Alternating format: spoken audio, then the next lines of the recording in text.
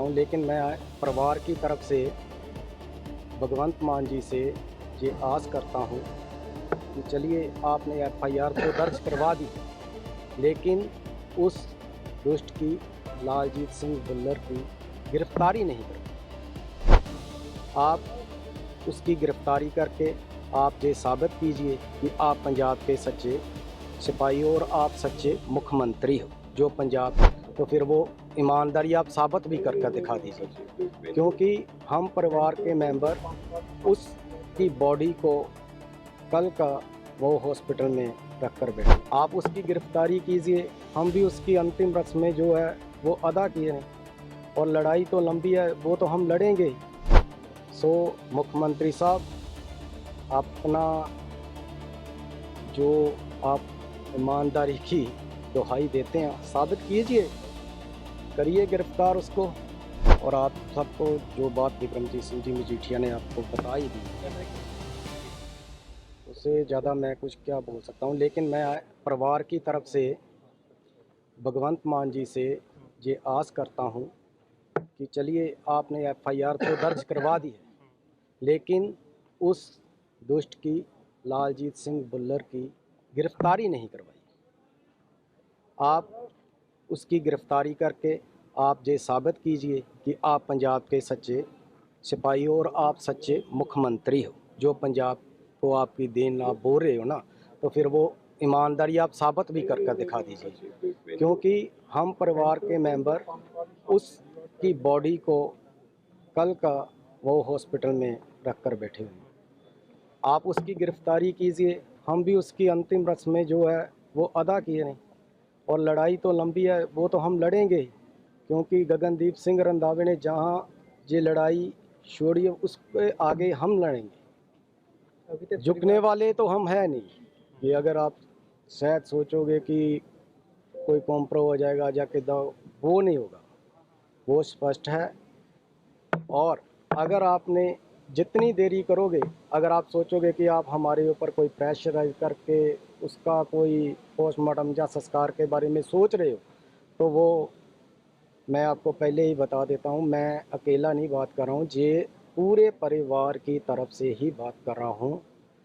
जब मैं अमृतसर से चला था, बात कर कर ही चला हूँ। कल रात का सभी कुछ यही चल रहा है, और रास्ते में भी यही बातें आ रही।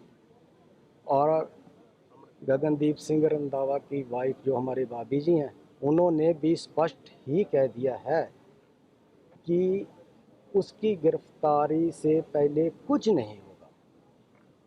सो मुख्यमंत्री साहब, अपना जो आप ईमानदारी की दुहाई देते हैं साबित कीजिए, करिए गिरफ्तार उसको, और हमको भी इंसाफ दिवाइए, इंसाफ दीजिए। इंसाफ लेने के लिए ही हम आज चंडीगढ़ आए हैं, लेकिन हमको आने की ज़रूरत ना पड़ती।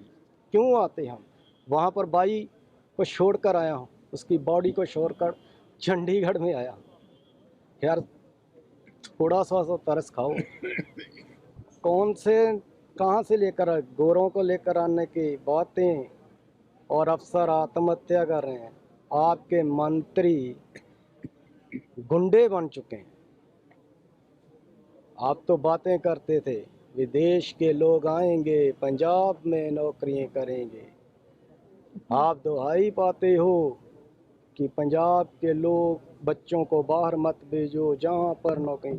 क्या इतना पढ़ने के बाद जब वो इंसान अपनी काबिलियत के सर पे जब वो एक नौकरी हासिल करता है और ऑफिसर बनता है, उसके बाद आपके मंत्री साहबान क्या करते हैं?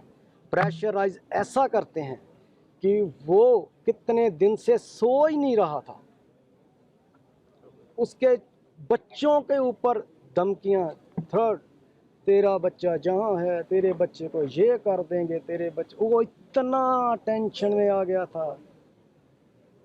वो देखते हैं हम, कैमरे लगे हैं हमारे घर में ऊपर भी, जब उसने वो दवाई निकली है ना, सब देखते हैं। ठीक। मान साहब, वो फैमिली हॉस्पिटल वाली गल भी कितनी टाइम से प्रेशराइज किया जा रहा था गगनदीप जी? हॉस्पिटल में अभी हमारे ऊपर जो है प्रेशराइज तो कर रहे हैं सरकार। सीपी साहब आए थे वो प्रेशराइज कर रहे हैं कि आप लोग पोस्टमार्टम कराओ, उसके बाद हम कार्रवाई करते हैं, कोई बात नहीं, अब एफआईआर होगी, वो कहाँ तक बात है। लेकिन हमारी स्पष्ट है कि हम पहले लालजीत भुल्लर की गिरफ्तारी चाहते हैं, उसके विरुद्ध सख्त कार्रवाई, और उसके बाद जो है वो हम उसकी अंतिम क्रिया जो हम तो करेंगे ही, वो कर देंगे, कोई बात नहीं है। वैसे भी वो मिट्टी है, अब तो वो मिट्टी है।